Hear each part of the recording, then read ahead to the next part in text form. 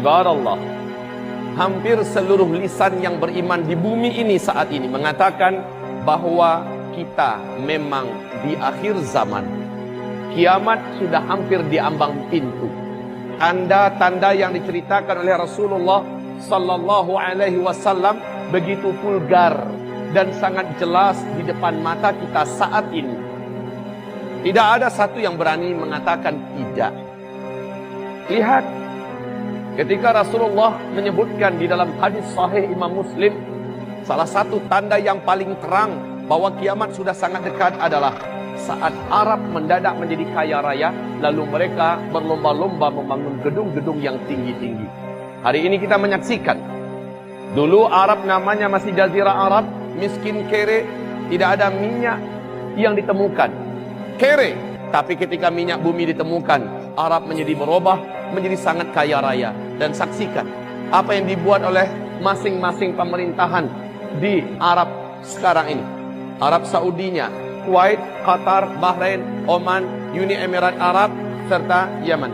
Lihat, masing-masing sedang berlomba-lomba membangun gedung-gedung yang tinggi-tinggi, mewah-mewah, pencakar langit.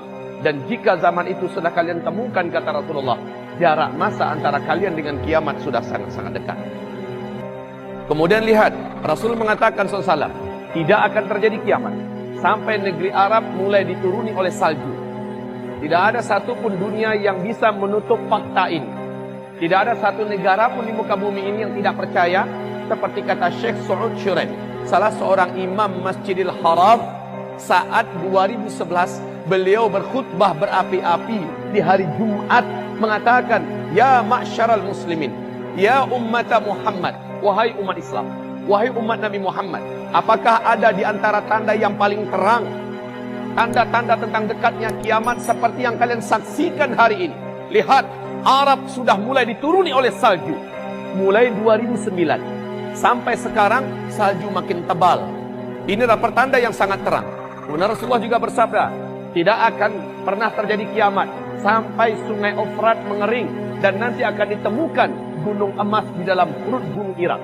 Ada suatu hantaman dan getaran besar yang menjadikan gunung itu akan mencogok, akan muncul, akan tampil ke permukaan, yang menjadikan manusia berdatangan dari berbagai negara membawa senjata-senjata mereka. Dalam setiap 100 orang yang berperang di sana akan terbunuh 99-nya.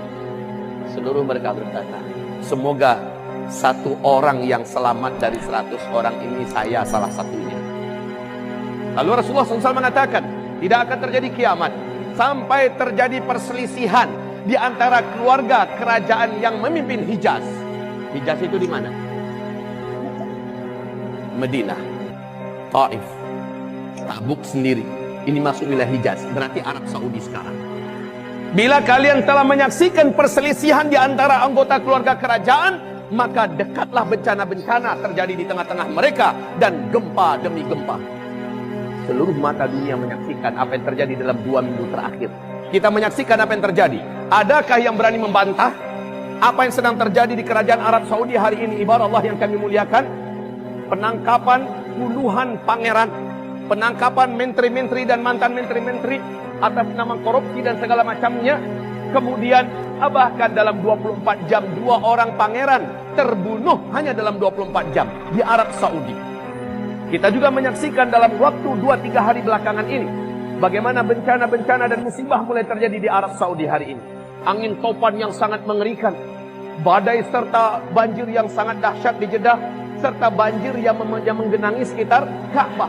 La haula wala quwata illa billah. Sehingga SCTV pun mengumumkan berita terkini tentang perkembangan di Arab Saudi. Bagaimana yang akan terjadi ke depan? Keributan akan semakin panas di dalam tubuh kerajaan, dan itu adalah tanda-tanda akhir zaman yang sangat terang. Ibarat Allah, yang ingin saya serukan adalah apa sabda Rasulullah? Ketika kamu melihat tanda-tanda itu begitu terang, badiru bil a'mali fitanan. Saling berlombalah kamu nampakkan terang-terangan dalam rangka memperbanyak amal soleh. Kalah mengalahkan yang lain dalam rangka memperbanyak amal yang soleh. Fitanan, di masa-masa fitnah. Di masa-masa fitnah. Fitnah yang dimaksud oleh Rasulullah SAW dijelaskan di hadis yang lain. Nabi mengatakan standar fitnah saat itu bukan fitnah yang terjadi di Yaman, bukan fitnah yang terjadi di Rohingya, bukan fitnah yang terjadi di Irak, bukan fitnah yang terjadi di Afrika, bukan fitnah yang terjadi di Rusia, bukan fitnah yang terjadi di Eropa, bukan fitnah yang terjadi di Amerika, tetapi kata Rasulullah, wal fitan bisyam. Standar fitnah saat itu adalah di negeri Syam. Syam adalah Palestina, Syria, Lebanon, Yordania. Jika kamu sudah menyaksikan fitnah membara di sana di akhir zaman, di negeri Syam, Palestina, Syria, Lebanon, Yordania, pembantaian terjadi kepada umat Islam, peperangan dan penghancuran kota-kota dan negeri-negeri, sehingga PBB pun mengatakan mereka tidak tahu sampai kapan akan berakhir, sampai kapan berlanjutnya peperangan ini. Sejak Maret 2011 sampai sekarang, kejadian pembantaian, pembunuhan rakyat sipil, peperangan demi peperangan terus berlanjut di negeri Syam, Syria, Palestina dan sebagainya. Dan Nabi mengisyaratkan, jika zaman itu sudah kalian temukan, kalian hidup pada masa itu, badiru bil a'mali fitanan. Hendaklah kalian berlomba-lomba memperbanyak amal soleh. Kenapa Nabi mengajak demikian? Ternyata eskalasi fitnah di muka bumi ini, baik berupa kekacauan, peperangan, bencana alam demi bencana alam, kelaparan di mana-mana, kegaduhan dan sebagainya akan terus menanjak naik. Orang yang tegak, orang yang kuat, orang yang selamat, orang yang sabar dalam menghadapi itu semua sehingga imannya jadi semakin kuat, insya Allah dia tidak akan pernah berguguran di antara orang-orang yang gugur dan murtad. Hanyalah orang-orang yang beriman dan amal solehnya banyak.